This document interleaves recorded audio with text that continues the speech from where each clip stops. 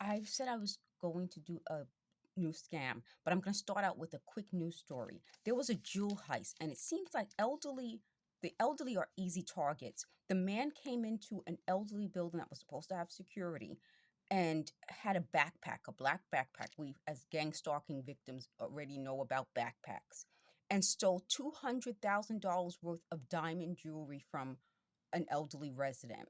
So I wanted to let you guys know there is a news report where even the reporter says the guy came in with a backpack. So that's something that's really important. I told you guys about the 2017 story where the guy had the backpack and I showed you the pictures. And that's something I want you guys to keep in mind. The other story, which is the main scam I wanted to talk about, is the post office and internal theft. So criminals are infiltrating the federal workforce, and what they're doing is they're getting jobs inside of processing plants. So postal workers usually handle all sorts of mail, but what they're looking for are credit cards, checks, drugs, and they're bringing their personal items like their bags onto to the processing plant. So normally, what they said was they usually have permanent workers. But in 2010, they started pre career employees, which are temporary workers, and they don't get paid as much as the normal postal worker, don't get the same benefits, inconsistent schedule, and they have a higher turnover rate. Obviously, and this is part of it, it's obvious that someone who isn't getting anything but working right next to someone who is would not stay on that job.